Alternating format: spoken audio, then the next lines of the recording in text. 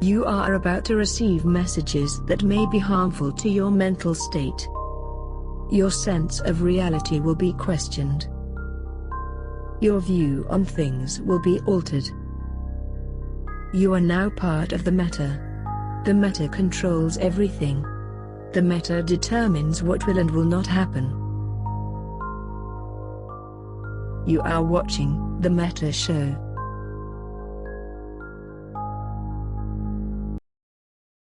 Oh my God, we're live, and Yes. we have a new background. Yes. Welcome, everybody.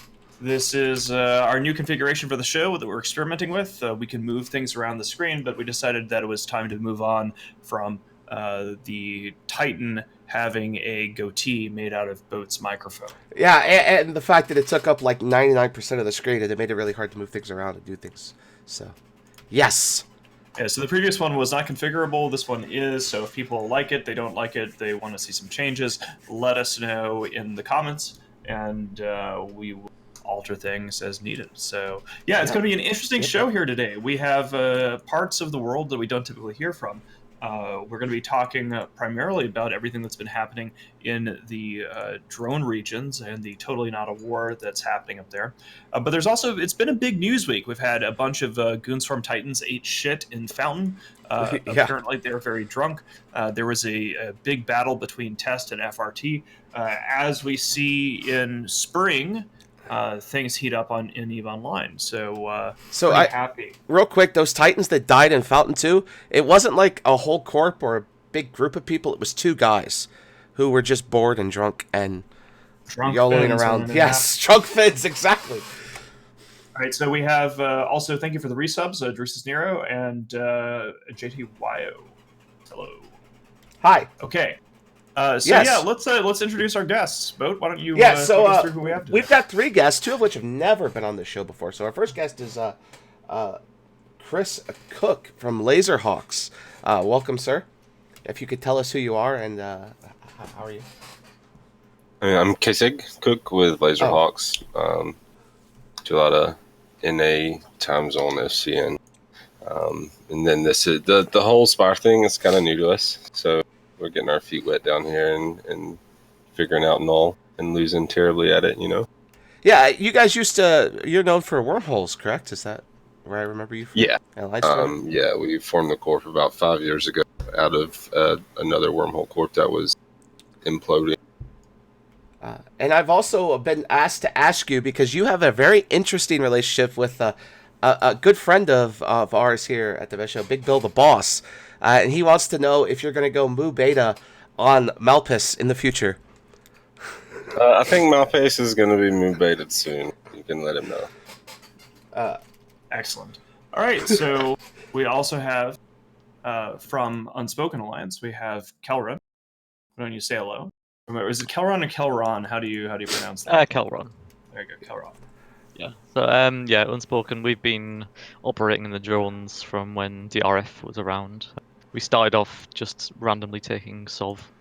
We never wanted to be a Sov holding alliance. Kind of all had small gang roots, and then we've just been here for a while. And then now NC decided to come along and evict us. So we then started our war against bot. That's fantastic. That is amazing. Our final guest is Kanan. Kanan, why don't you say hello? Hey, Alex. Thanks for having me on. And introduce yourself for everybody who doesn't know who you are. I'm basically just one of the U.S. Time Zone FCs in GF. I'm the leader of Liberty Squad, who's currently deployed, not deployed. Who knows what we're calling it these days? Down in the East Theater and just screwing around with Spire and TK and everywhere in that general area. Totally not campaigning in the drones, right? Like, no, we're not on campaign. So yeah, that leads us right into our top story, real quick. And for those who are confused, Big Bill the Boss and Kisig know each other, or Kisig know each other in real life. That's why he asked me to say that. So Big Bill's watching right now and wanted to say hi. So we're gonna get started with our top story. And our top story, of course, if you haven't read the title of the show today, the Bot Wars, has totally not anything to do with bot. Oops. And as you can see, we need to work on our overlay quality. Sorry, it's my fault, I swear. I'm working on it. Whatever, that's just because I added new pictures and I'm trying to be fancy. But yeah, top story today. The bot wars. This I'm going to call this because there's currently 2 wars going on in EVE right now. There's a war down in Fraternity space we're going to talk about later.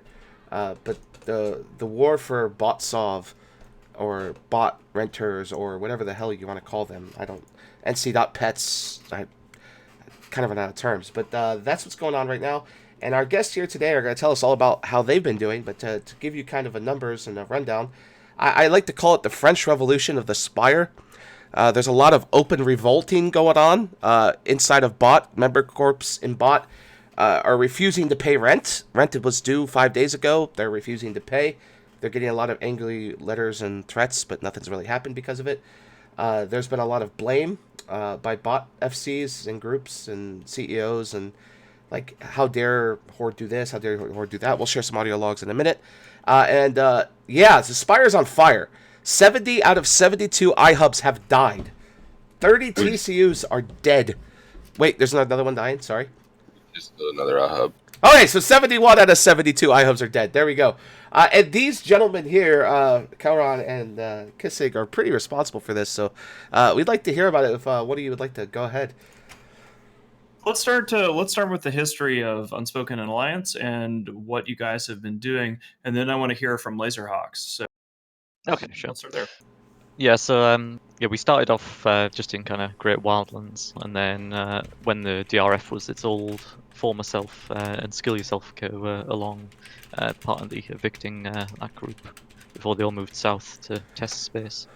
So we took some Sov in ER while everyone else was up, and we've kind of had a history of fighting against renters. Our primary conflict was against Prothean Alliance. So we had a long and battled toasting war with Prothean Alliance that must have lasted nearly 2 years before it came to any kind of end, and then they departed the region.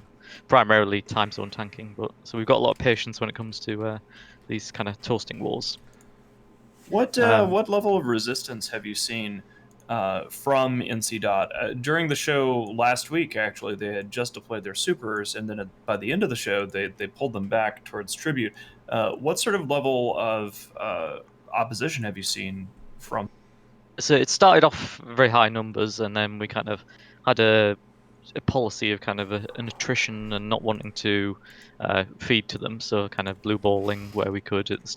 When they were forming like 500 guys for some of our structures, so we kind of slowly whittled down their numbers a bit just by they didn't want to burn 30-40 jumps. Even with jump bridges, it was still quite away from NC staging, so numbers have dropped down. An NC fleet might be 60 to 80 guys. The powerhouse really in this conflict is P Horde, who can regularly 250 150 dudes. So they're the kind of the main force, but because of the region and the distance, we can usually disengage or just not know where we're going to hit. So we kind of split them up, and then that spreads the forces out.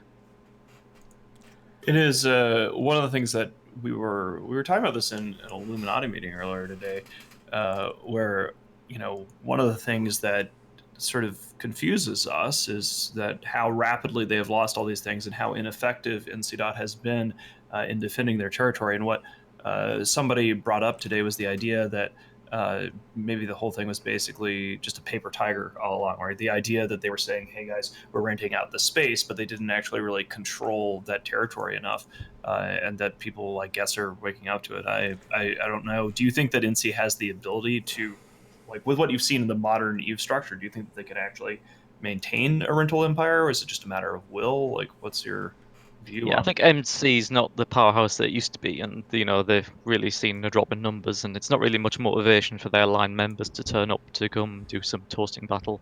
Getting alts into the bot renter corps to be able to counter toast.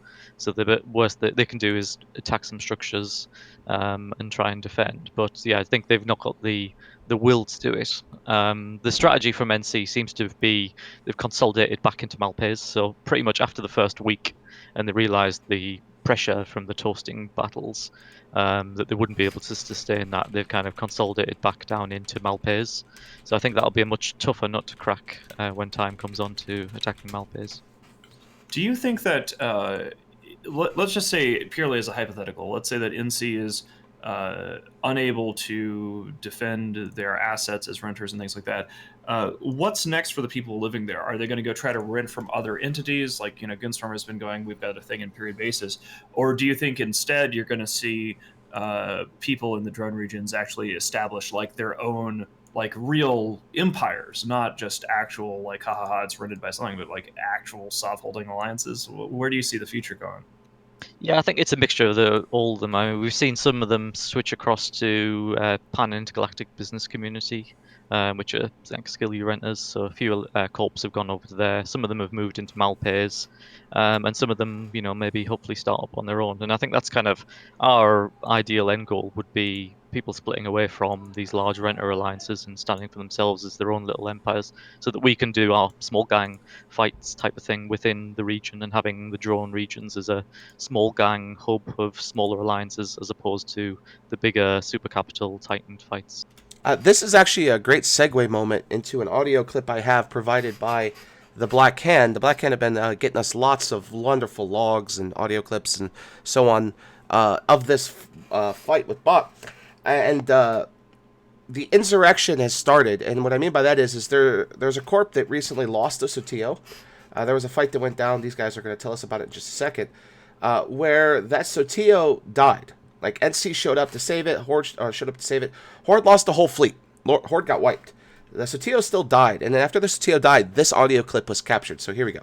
So for those of you that were Google-eyed, staring at your screens with your ass puckered during that fight, I'll give you the TLDR for those who were not aware as to what was going on. We weren't able to save the Sotillo because Horde buggered out, even though you guys reformed. A1 on that. I was not expecting 46 fucking Feroxes to show up, but A1, guys. So unfortunately, guys, we didn't bring enough to deal with them. I mean, they had a metric fuck ton of Eagles and Serbs.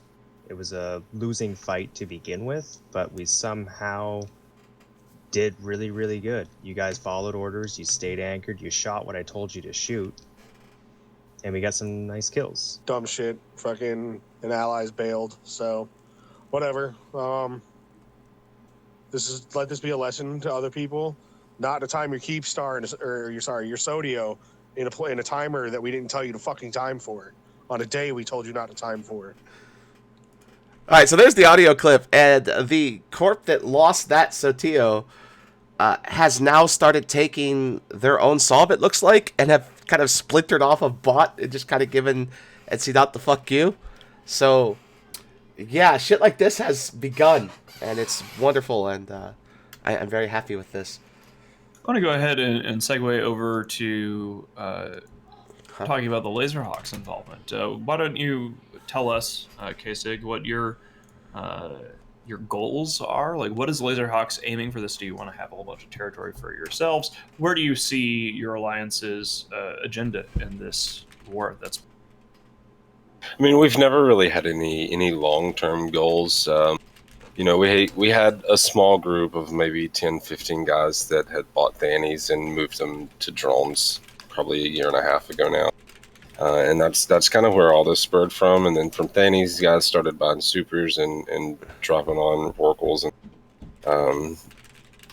just killing botters and killing ratters in general. And that was about the extent of it. And then they started trying to bait our supers out.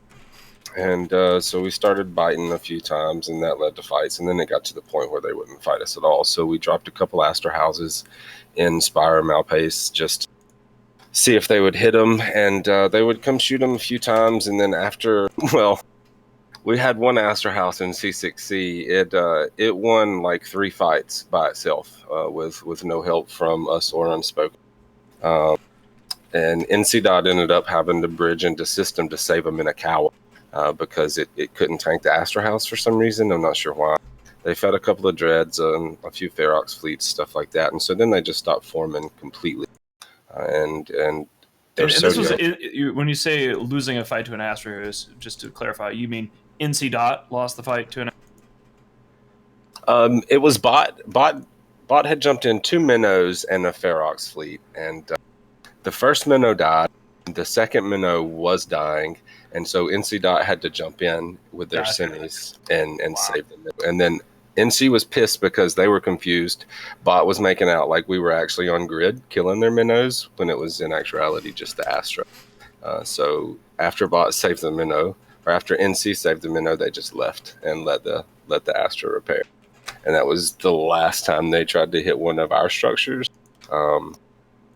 until the Sodio incident happened that no one really showed for.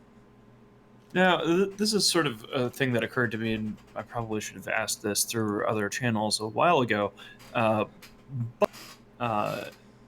you so right now, for people who are unaware of what's going on, sort of the galactic map of this hot mess that's broken out? Initiative has been basing attacks out of Hakonnen into Tribute in that territory. NC Dot and their crew had their superfleet based there, and yet on the other side of the galaxy in the galactic northeast, there's all these attacks on Bot, which is the NC Dot Rinter organization. So then the question was, have you, either Laserhawks or Unspoken, been coordinating sort of across the channel with the initiative on what they're doing in Tribute through all of this? Or are you guys like syncing your attacks up? No, it's just purely been. I mean, we've had a little bit of coordination with guys that are in drone regions, but we've not been doing any coordination across the thing. It's just a perfect storm of people attacking at the same time. That's fantastic. I want to bring Kanan in here now. Now, from my understanding is that a lot of these conflicts have been going on long before Imperium SIGs and squads got involved. Right. And correct me if I'm wrong. So one of the things that we want to avoid doing is, I don't want the Imperium taking credit for what's happening in the drone regions. If we didn't start this, we just sort of dogpiled on something that Laserhawks and Unspoken had really kind of created. But speaking for like the Imperium involvement, Kanan, what can you tell us about what are SIGs and squads doing up there, and what has that been like for the boys? I mean, for the most part, it's kind of started off as a relatively low-key thing. SV was the very first group that was out there, and for the most part, as far as I'm aware, they were mostly just harassing Geminate, occasionally roughing structures, hitting Sov, doing stuff like that. And then we kind of joined the fray, and our focus was originally on Calavera. Sorry, very sorry, Ox. Give me 1 second. He'll be right back. But you are correct. We haven't been too involved. We've been fucking messing with TKE, the Cabal Expanse, and Geminate. And it just so happened at the same time, you've seen Laserhawks and Unspoken doing their thing. But this actually was a big deal when it comes to NC. NC deployed all its supers a couple weeks ago with the idea that they were going to purge Unspoken out of the place by killing all of Unspoken's citadels in Ethereum Reach and Unspoken's ability to live in the area. And then they were going to go home triumphant. And then they were going to tell the renters, look what we did. We killed all this stuff. You guys are nice and safe. But in reality, that didn't work out. They killed a faction Fortizar when they dropped all their Titans supers. But just a couple days ago, they took all their Titan supers home. And a set-piece battle went down that nobody expected us to win. Us being Laserhawks, Unspoken, and Imperium. Over a Fortizar that was in a final timer. Horde hyped it up for a week. Horde brought battleships. NC Dot brought battleships. They brought caps. But Kelron's group decided to jam the system very quietly. So they didn't really get their caps in time. And a big fight went down, and even though we were outnumbered 3-1, we still won. We saved the Fortizar, and we got a lot of little audio clip for you. It's about an hour long, so I'm not going to play it here. If you want to watch it, there's a YouTube video of the fight and of the audio clip of Horde basically really sad sounding. Like, they put all this effort into it. They didn't win the timer. They got all of NC Dot got blown up. They lost an entire Rattlesnake fleet, which is pretty rare when you have the age of the MJD. They lost. That was a great bombing run, by the way. Right, there was lots of bombs. Let's put it that way. Lots and lots. So the battle report says 500 versus 500, but the fight started with Kanan here, and he's hopefully going to talk about this. That's why he's here. In his Brave Eagle fleet, 100 versus 500. And at one point, both of us were talking to each other because I was in the bombers. And at one point, we looked at each other and said, they've got 35 carriers and 35 dreads. There's no way in hell we're saving this. But they never brought them in the system.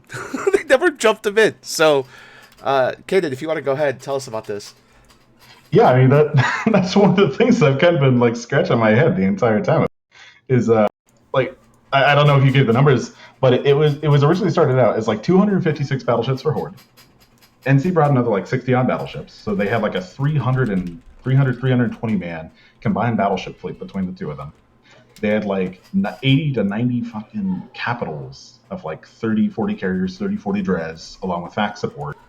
And then they also had a jackdaw fleet from, and they had a renter group of what was it? The Renters were in Jackdaws and PL was in Eagles. So they had 4 fleets. Yeah. Yeah, and we originally started the fight just on the gate because we had that jammer, and we basically decided that we were going to hold the jammer. We were going to purge off as much support as we can to try and open the door for you. And through just sheer overconfidence, we managed to punish a crapload of their support and then pull the fight back to the Fortizar, at which point we just completely baited NC into making a couple of really horrible positional jumps and shit like that. We sniped off all of their storks, and then the rest is history. But there's a great little audio clip there in that YouTube video I linked. In the last 5 or so minutes, there's time stamps if you want to go through and watch it. You don't have to watch the whole thing. Where the Horde FC, he kind of compared that to like walking out of his yard and getting into a car crash. And he kept using really weird euphemisms. And he said, like, he started listing all of the fleets that we had, like it was like we outnumbered them. And he just sounded so defeated. Where, like, 2 hours prior, he was as happy as can be because they were going to get this cool Fortizar kill mill, and everyone was going to look at all these Hordlings, and everything's great. So it ended up being a hilarious situation. I think I just like that was the 3rd time they'd hit that Fortizar, because they hit it the first time, it got repaired. They hit it the second time, it clashed with like the faction Fortizar kill, so they missed that. So this was the 3rd time. Yeah, and I think the timing of it too was really something as well. Like I had a couple of my guys watching NC bringing Supers and Titans out of the area for like the entirety of the day, and so it's like they wanted to pull everything back because presumably they thought that they could take this on in subcap, and then even though they outnumber us 3-1, they just wind up getting humiliated. Yeah, it was surprising. Like I think at one point, and I'm gonna call him out here because he's a nice guy. Is at one point I think K Color was about to shoot us all in the head for trying to take a set piece battle. And ended up working out, and he was like, "Okay, that good job, high five." Because the idea here is to do what Laserhawks and Unspoken have been doing, which is blue ball and win and blue ball and win. Actually, I wanted to talk to the Laserhawks guy. I wanted to see what you thought about this. About a week ago, you guys killed like 8 or 9 iHubs in one day. But the Renters took great celebration in the fact that they managed to save the Sotillo that you end up killing. What did you guys think of their premature celebrations? I'm not sure I remember that one. Kelron might remember it. I wasn't around. Yeah, I mean, there's been so many iHubs dying. I mean, they always push out some kind of propaganda whenever they make a little victory. I remember there was one guy who was like screaming amazing because he'd killed a couple of like Procura toasters, as though it was some huge victory that he killed some. Or he was like, been trolling us in T3s and stuff like that, and it's just like. My favorite victory was in the first week, whenever they lost like 6 or 7 iHub timers that. But they made about 10 or 15 timers on our SOV and Unspoken SOV, and the narrative at the end of the day was they did really well because they made more timers than we did throughout that 6 or 7 hour period, and everyone was kind of getting behind that. It was cute. Yeah, it was like the measure of victory is how many timers you make, not how many you actually successfully complete. I think that it's sort of what we're seeing here is like an artifact of the times finally catching up with a change in the SOV system. Like, I'm going to draw this out a little bit.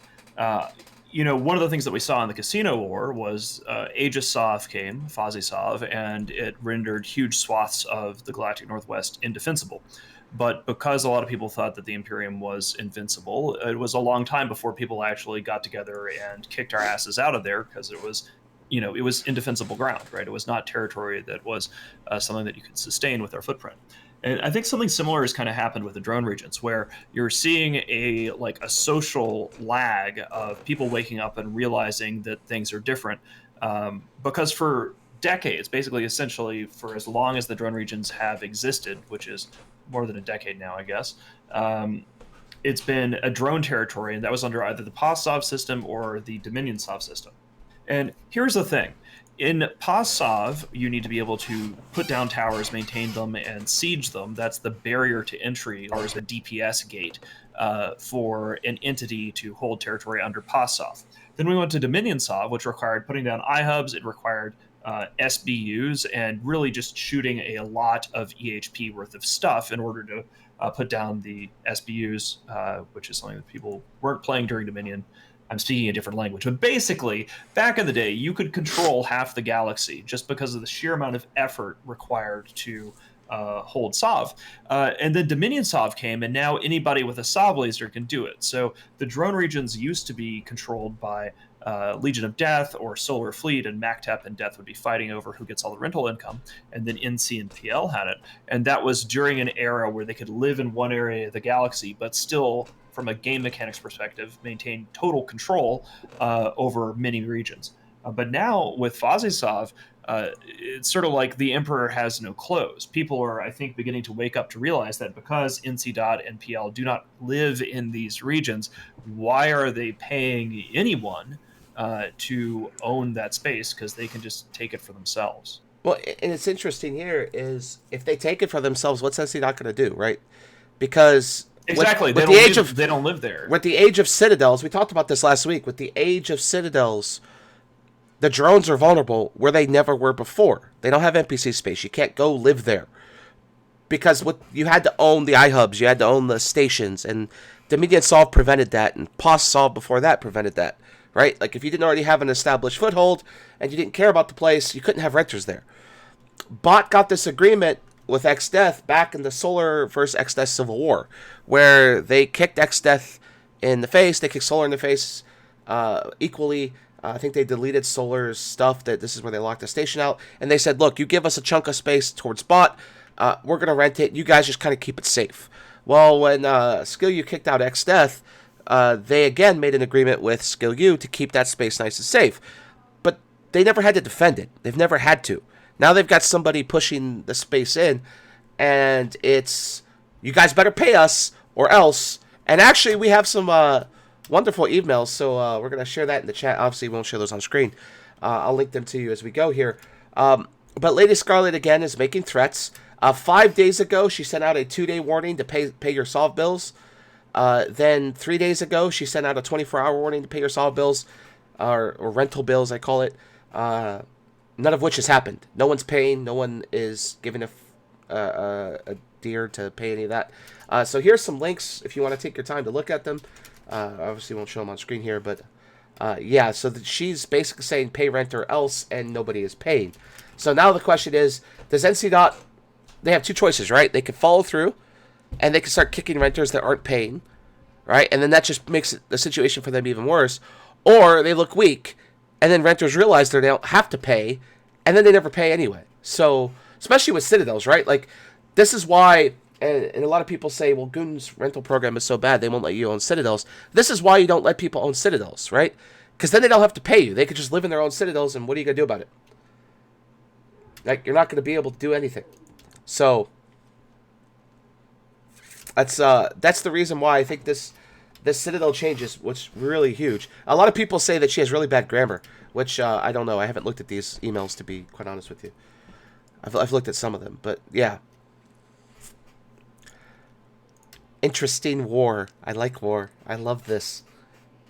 I don't know about you guys. I wasn't quite sure where you were going with that. So, sorry. What I'm trying to say is, it puts NC Dot in a really serious bind here, right? They already pulled their supers out. They can't really use their supers to defend this place. Their members hate being here. And Lady Scarlet's in a bind, right? She either kicks the renters out because they're not paying, thus losing renters, or she doesn't kick them out, and they realize they don't have to pay, and then she loses the income anyways and can't refill the systems. So yeah, that makes sense. I think that it's a really sort of an interesting moment in the history of EVE Online, or it could be, right? Like it could just be another attempt to harass renters that doesn't go anywhere, and then we go back to the status quo. However,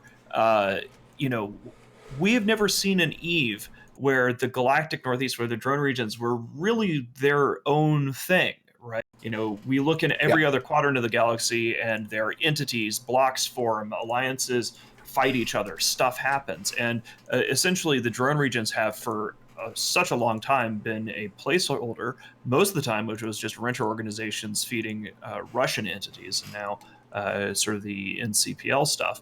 But I think it's really exciting. I would really, it's rare that we have new entities in nullsec taking territory and being their own empires, and that's a lot of regions in the Northeast that are in play. They have always been in play ever since Fazisov came in, but it takes a long time for people to realize that their masters don't have any control over them and they can chart their own destiny. So one interesting thing too, this was said a couple weeks ago, but I just want to bring this up, is Lady Scarred has already threatened these renters once and said, if you don't keep the ADMs up, I'm gonna get blue, Horde set blue, and let Horde rat and mine in there, and they'll keep it up for you. That's kind of a weird situation to put your renters in, right? Like, you have these people who are really trying to defend this place.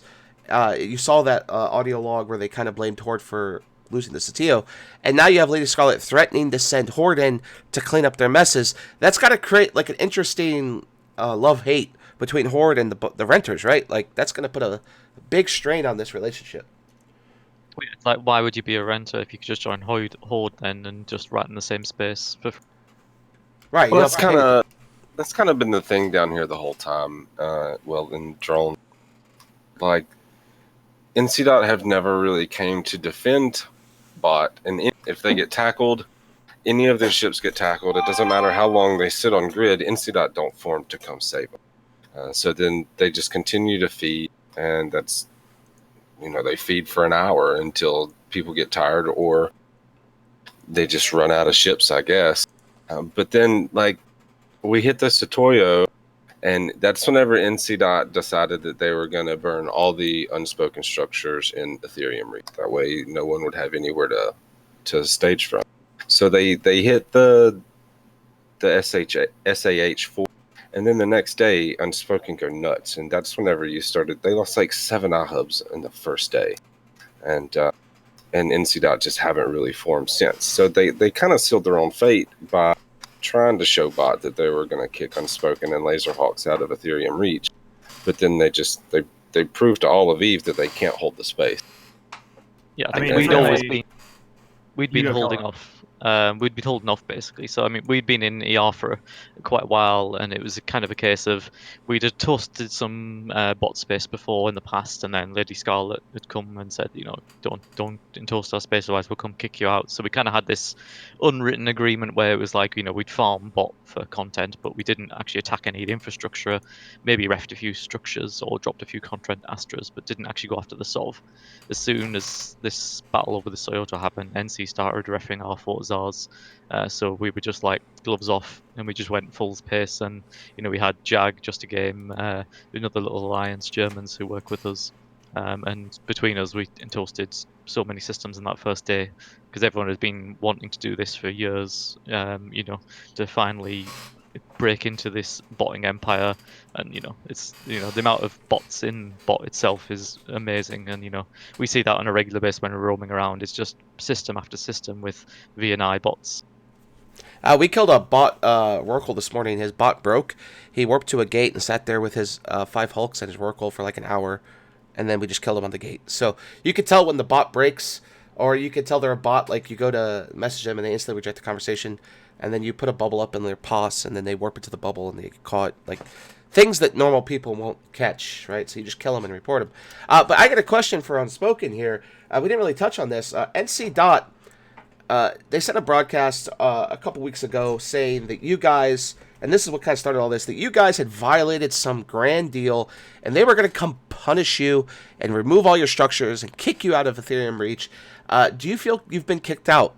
And do you feel that NC Dot succeeded in that?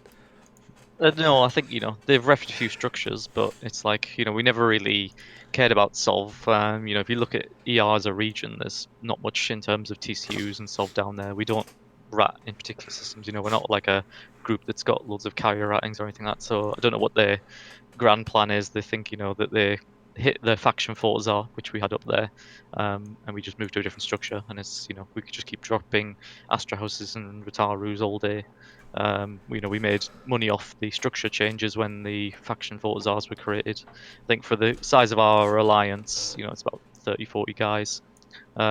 We got 10, 12 faction Fortizars, which made us a nice big war chest, so we can just drop 100 Ritarus and keep living out of them. Yeah, that's what I find amazing here is that you guys are a 200-man alliance, 30 or 40 real pilots, and you're taking on Horde, which routinely forms more people and fleets than you have in your whole alliance. You're taking on NC Dot at the same time, and these renters, and it's quite amazing to watch, I think. But I think Mittens, we have a term for this. We call it roach motelling, correct? Where you just drop Retaros in every single system all over the place, just make them have to hit them. I mean, you spam a bunch of structures, especially in an area like that where it's hard for them to project power. If NC Dot tries to project too much power from their home territory, the Imperium main forces, we want to destroy NC Dot's capital yards in tribute and in their local territories. So if they go far afield, I was actually finding myself groping towards a sort of a post-colonialism analogy here, where you have this scenario where you have a bloated and failing imperial state with too many territories way too far afield, and then you have local uprisings once people realize that the colonial power can't actually maintain them, and then there's probably some genocide and war crimes thrown in the mix as they lose control, and then the colonized people sort of throw off their shackles and create their own territory. So would you say Spire is Haiti right after the French Revolution? I was debating whether I was going to make an analogy about the Congo. About that or the Raj in India, but I don't know enough about those things to make good analogies, and will probably offend a whole bunch of people. But I do think you do see, the invading colonial power conquering all this territory for many years, and then people realizing after the Sov system changes that the colonial power actually has no real ability to maintain operations in the drone regions. I mean, that's the Spire thing, right? This reminds me of the Revolution in Haiti. If you don't, I'll go a little history lesson here because I watched a video on it this week with my students, where the French owned Haiti. They owned as a colony. They were making lots of money off it. They revolted. The whole place got burnt down. French got kicked out. The French then sent their best troops, 30,000 of them, the most they'd ever sent, to Haiti. Lost again, declared victory, went home, and Haiti was never conquered. That's what Spire feels like right now. NC Dot came rolling in with this giant Super Titan fleet. They hit a few structures. They declared victory. They then went home, and now it's question mark, question mark, question mark. So yeah, it's pretty amazing to watch. Tortured historical analogies time. Sorry. But that's what it feels like. It just feels like NC Dot can't project. I mean, they're also trying to fight in HiSec. Don't forget in Perimeter. They're trying to get Test out of there. Is NC Dot doing that, or is that primarily Horde? Yes, so this is NC Dot and Horde, and NC Dot Vince Draken himself has actually yelled at people within the last week about getting into fleets and how dare he have to remind people that they must show up to fleets. He shouldn't have to ping people 4 or 5 times to get them to show up on fleets to do this kind of stuff. So you're already seeing the infighting in NC Dot over the showing up to ops already. So.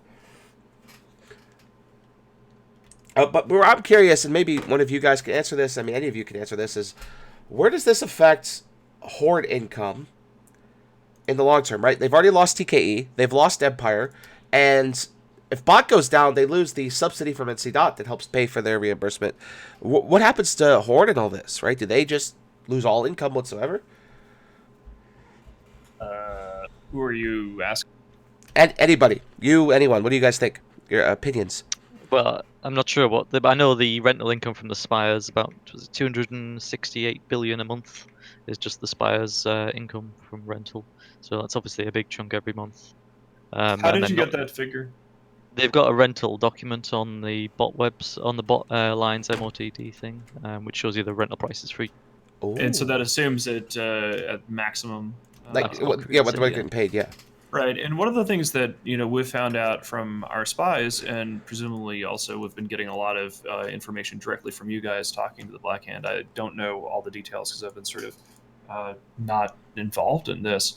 But from what I understand, a lot of the larger corporations within Bot don't actually pay any rent. They're sort of like hand waved by NC as basically like you get to stay here and do stuff, and they're mainly getting money from smaller corporations. So even the people that have space there, not all of them were even paying to begin with. Is that Yeah, accurate? Yes. they've got a little police force. So they used to be called Bot Fellas when they were part of the DRF. They merged into Bot when the DRF collapsed, and they were agreed that they would be the police force of the drone regions in exchange for having a couple of little pockets, probably about 20, 30 bills worth of systems within Malpais, and then they project the force round defending the Rorquals, regularly forming like the 80-man Munin type fleet. I That's actually, sort of I have that corp both name sick for you. but hilarious. Is like they're basically getting people to oppress other renters by giving them a deal. I wonder if that's well known. Do the other renters in Bot know that there's a bunch of other people within their alliance that don't have to? I'm not sure exactly, but I think it's fairly well known that this I think it's High Sec Care Bears is the Yeah, I just liked it in chat. uh, So yeah, so they're known as the little police force. They're the ones that coordinate CTAs and stuff. They're the ones that set their tax to 100% to stop any ratters when the CTA is going on, to force their line members to come join up to these Ferox fleets. yeah. Yes. So what's interesting about this high sec Pair Bears group is it tends to be a lot of NC members themselves who join just for the PvP, and they have like absolute authority, right? So sometimes the rent will be zero, like the tax, so they can go make their money. And other times it's 100%. Fusion Enterprises is an ex-Razor Corp that was part of NC for a time, I think, after the Casino War, and then now they live out here in this rental space. They have a similar agreement. So the way you could tell if these corps have special agreements is if the tax level is extremely low, 10% or even 0%. Anything over 50%, that's most likely a guy paying his rent through ratting or whatever, right? So you could there's a couple of corps like that, and we've been keeping track of them. I want to do a couple things here and sort of move the topic to something that's related. And for our guests, even though we're going to be moving to the mid to the southeast section of the galaxy here, since there are some parallels to what's happening with Bot, please do jump in. Don't wait to be asked if you have an opinion. But I want to do two things. One, we're going to go into Cool Kids Only mode, which is our subscribers only section of the meta show. We do this every week, last 15 minutes of the show. So if you're a subscriber, you can ask a question and then we will channel that question to the guests, or you can just spam a bunch of emotes, whatever makes you happy. The next thing I want us to talk about is to shift to talking to what's happening between Test and another group that's often accused of being bots, that being in Fraternity. Yeah, 1 second. I will click a special It's like Power Hour time. Fix the pictures. So, real quick, we move from one bot war to the second bot war. This is the official name that the Tesla Alliance has given the war. They call it World War Bot, or the Bot War. The reason they've given it this name is that apparently Gobbins finds it highly offensive to call Fraternity a bunch of bots. They think that's extremely wrong and inappropriate, and how dare he. And this is Pro God Legend, how dare he. And the war has kicked off pretty well. I got a message from Pro God saying he couldn't be on the show. But he said to let everyone know that there has been an increasing effort by Test to go at it here. The first punch was this morning when they crushed a whole bunch of fleets and reinforced an iHub. Fraternity's lost over 500 billion is total between that morning loss and then a super titan fight that went down later. And here's a link to that went down. Test dropped a whole bunch of dreads and proceeded to massacre a few titans and some supers, I believe related to a Fortizar in Innsmother. So Test has officially declared war. They announced it this week and are beginning hostilities fully with Fraternity, pushing in on their space and fighting against them. Pretty much daily ops. You're seeing a lot of ops coming out of Winter Coalition, which is Fraternity, and then Test. So the world of botting wars. This is gonna be interesting. Let me take a look at this. Oh, the battle report. Yeah, and this very first battle report, it's already getting spicy. Like this is actually kind of crazy just for an opening salvo. Right. Like, and what's interesting here too is they did this in Fraternity's like time zone. This is a test is not really known for its Euro time, prime time fights. But this opening fight happened right in the middle of Fraternity doing some like big strat ops and big fights. There's been a lot of, I guess, memes coming out of tests calling it, saying like the bot wars have begun and the battle of the bots. The reason this topic has become very questionable is because a lot of Fraternity members are made up of Serenity players. And I actually got a chat log for you guys, if I can find where I put it here, where Gobbins and ProGod went at it back and forth in a public Discord called the Blue Donut. It's not really public, it's where all the FCs hang out and stuff. And I've got to get you that link, but we could talk about it while I find the link here. Yeah, I'm kind of curious to see whether tensions between, is Horde going to be regularly involved in this? If tensions are increasing between test leadership and Gobbins, of course, it's very easy to have tensions with Gobbins. Right. He's just an excruciatingly annoying individual. Also, speaking of annoying, but I don't know if this is a you thing or life. I have no idea. Okay. They should be popping up. We know that the subscriber notifications were popping up before the show. We haven't seen the sub notifications coming up since the show started. So I don't know if they just didn't pop up or what, but I've got them right here. Like, anyway, thank you guys for subscribing and I'll look into it. Being in Cool Kids mode here. It should be right here. The spam. Yeah. It should be working. I don't know. It is a mystery. It might be on the end of the system, right? Like I don't have control over that. So see, so right there is right there. So that's the test of it. Works fine on the test. So I don't know why it's not popping up. But there we go. That one turned up. Yeah, that's a test. So we know the testing works, but for some reason it's not showing what people like. That guy that subscribed right there. Thank you, P Dogging. Don't know why that's not working, but all right, we'll look into it. Yeah, sorry. Thank you for all you lovely subscribers. Yeah, so I think that this is going to be fascinating because I've always had some degree of skepticism about this war, but the start of a good war involves hate, right? We were having a conversation a couple weeks ago on the Meta Show about the relative lack of real animus between the people pulling the strings in nullsec these days, and seeing ProGod Legend and the test leadership really sort of get at it with Horde is interesting happening simultaneously with the FRT offensive. So here's a link to the paste bin where Gobbins and them went at it. You guys can scroll through that if you want. There's a lot in there.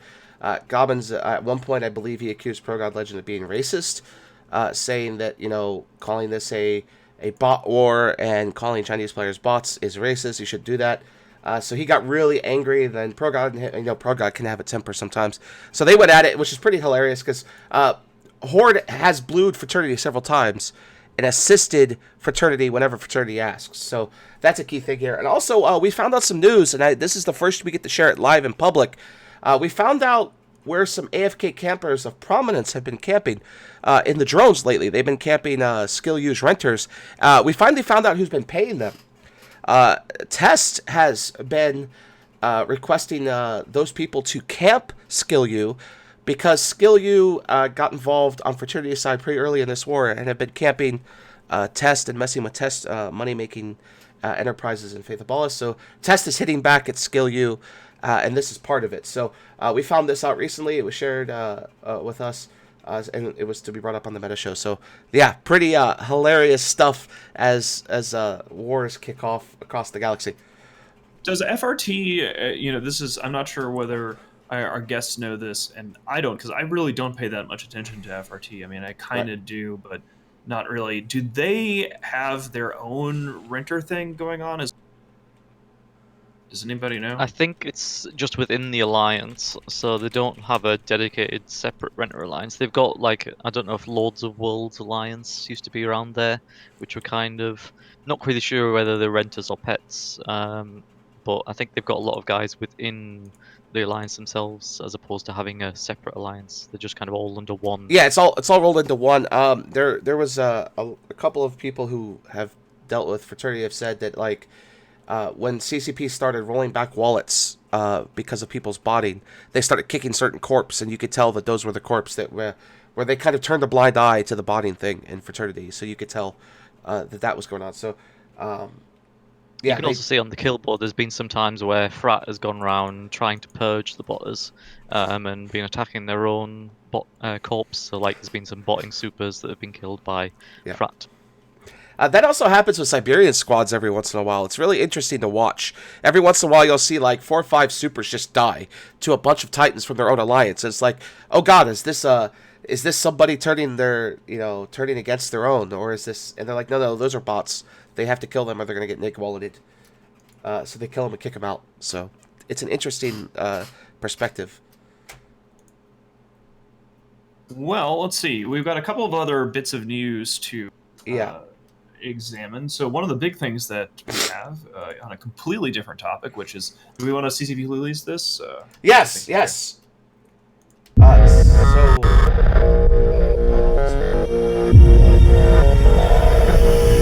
We haven't used CCP Please in a while. Here we go. This is a beautiful link that somebody has posted to Reddit, and I don't know if this shit is real. I blown away by this, and if it is, holy wow. So this was linked to me, and I kind of want to show this picture on screen, and I actually have a way to do that in a second. Hold on. We'll do that in a minute here. But apparently these are the Triglavian capital ships, but we don't know which one. We don't know if it's a Titan, it's a Dreadnought, it's a Super. We have no clue. We are told it's real. It's coming. Oh, he said he scaled it wrong. Well, whatever. If you look at it compared to an Avatar, it's not bigger than a Titan. Oh, okay. Well, either way, it looks beautiful. Like, it's very weird ship design. You've never seen something like this where, like, all the pieces are spread out in weird, like, I don't know, but it looks absolutely fucking amazing. Just the entire concept of Triglavian caps is really intriguing. I'm not just scaling damage and stuff like that, especially if you look at Dreads and Titans and stuff like that. If you combine that with the fact nerf that's coming through, that might actually have like a really profound meta shift if they ever actually become accessible. I'm curious to see how this goes. The reason this is a big deal is Triglavian ships already have a factor in fights. You know, you take a Triglavian ship, their damage is constant, the tracking is almost irrelevant, and you put it on a target and you can forget about it, right? So you could put it on, say, a Logi ship, and you're constantly applying a giant chunk of damage over a set amount of time, while the rest of your fleet shoots maybe a battleship or something, right? And a Triglavian capital ship who could just sit there and put his damage right on an enemy Titan and just constantly hit that enemy Titan with a huge amount of damage is going to be absolutely amazing. It's going to be fascinating. Yeah, I think we are going to see a meta shift here with the fax nerf. I think that a lot of Titans and super carriers are going to start exploding now because it still needs to be tested. So people have sort of an intuitive understanding of how many dreads does it take to take down a big shiny toy. I don't think we've dialed that in yet. But I think once that becomes common knowledge, you're going to see a lot more dread bombs if they are effective, and just a lot more faction Titans across the board are going to explode. Any shiny, if there's somebody gets a Triglavian Titan, you're going to see a lot more dead Revenants. I think it should just be funny, and I think it's good that things are going to die. 1 second, we're going to test something. We have a new separate scene now for images and videos and stuff. This is the first time I've done it live on the show, so we're going to try it real quick. And what do you know? There's our test image right there live on screen. I think that's a great test image to start us off with. That was from a couple weeks ago. Mittens and I were laughing really hard. So I wanted to use that. But here we go. Here's the image. Oh, wow, it's giant. Okay, well, I resize this. I'll show it later. But I wanted to do that. That's going to be our transition scene.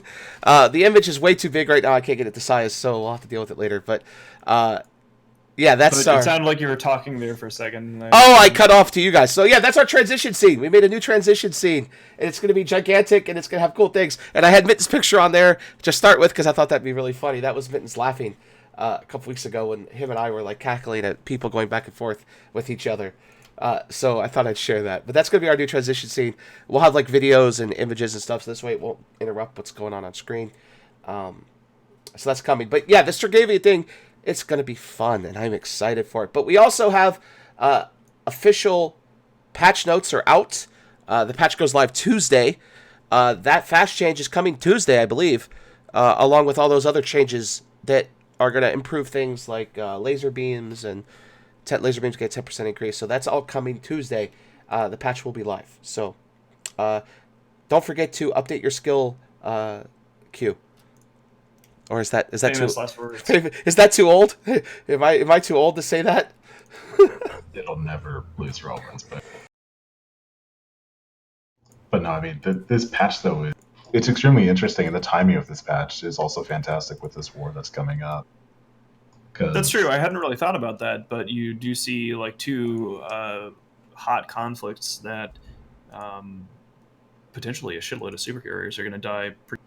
Potentially, yeah. I mean, Well, like the conflict up in the east isn't terribly hot right now, but this conflict that's brewing between Test and Frat. I mean, you have Test who doesn't really have all that much power in the Euro time zone, whereas you have Frat with their mountains of Titans that, depending on which narrative you read into and stuff like that, as far as how they obtain them, they ultimately just have like a massive pile of Titans that Test potentially can't really counteract. But with this fax change and Test's propensity for just fielding massive numbers of Dreads, you might actually see just crap loads of Titans dying potentially. yeah. It should be a really interesting war to kind of boil down. I mean, one of the guys in our fitting team even said this, that you're going to start seeing Dreads being thrown around as disposable frigates soon, where people just throw them at things because the faxes on a grand scale aren't going to be as big. You'll see 100 Dreads drop, and you know they're going to bring 50 fax, but it's not going to really matter at the end of the day. It's not going to be enough to stop 100 Dreads, and we've seen that in this first fight. The Test lost all their Dreads. They dropped 100. But they killed a couple of Titans, a couple of Supers, and that was before the fax change. It's going to be even crazier with it. So, 49 months. Hey, it worked. Nice. Excellent. Yeah. So we've got that working. Yeah, you go. Sorry. Just like with this fight, I mean, you didn't see too many faxes actually drop down on the field for the Frat side. Like you only see like 20 dead faxes, which with the current meta, you would assume that was all the faxes that they had on grid. But with the number of Dreads that they dropped, you could potentially just power through that number of faxes. Like had this fight been on Tuesday instead of today, or whenever this fight occurred, you might have actually seen a ton more dead Titans in this, or even a ton more dead Supers as well. So I linked the patch notes here. One thing of importance, and it's in the miscellaneous section, which I don't know why this isn't like at the top. Planet Uli 9. Uli is the system that's known for Concord. That has been renamed to Uli 9 Yarval in honor of CCP Guard's retirement from CCP. So that's the first time I think that's ever happened in EVE. They are renaming a system, a planet in a system after a CCP member. So, And appropriately enough. yes, that's coming Tuesday. Space Police. So yeah, this is going to be fun. Also, another thing that's big too is on top of the fax change, fighter and heavy fighter tracking's coming Tuesday. That's a big deal. Like the ability to apply damage with supers and carriers in a fleet fight situation means you might not see as many of those get used, or maybe the question mark happens if you don't think you can win the subcap fight, is do you use carriers to supplement that, because there's a risk that that damage isn't really going to matter against hacks. So I look forward to it. We're out of time. All right. Well, yeah, that is about it for the show this week. Thank you all for coming, and thank you to our cool kids for being cool kids and supporting the channel. And we're going to make sure that we actually do get the subscriber notice fixed and working if we can figure out what's up with that. Thank you to our guests for deigning to grace us with their presence, and big shout-outs to Unspoken and to Laserhawks for all the good work they've been doing against the NC.bot oppressors, and, of course, Imperium SIGs and squads who have been participating in what is totally not a war and totally not a campaign and totally not a deployment. Yes. So thank you all very much for coming. We'll as we close out, I keep forgetting to do this because I've been sick and I've been bad, but thank you to our sponsor. We have a lovely sponsor in Blue Microphones. The microphone you see here and the headsets that both Mittens and I are wearing, the Lola, are from Blue Microphones. And we thank you again for getting us those lovely additions to our show. So just a quick reminder. I try to remember it every week, but I wanted to make sure I got to that today. So thanks everyone, and we'll see you next week for sure for more stuff. Thanks for coming. Bye. That's it.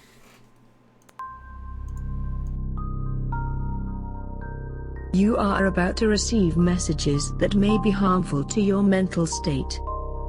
Your sense of reality will be questioned. Your view on things will be altered. You are now part of the meta.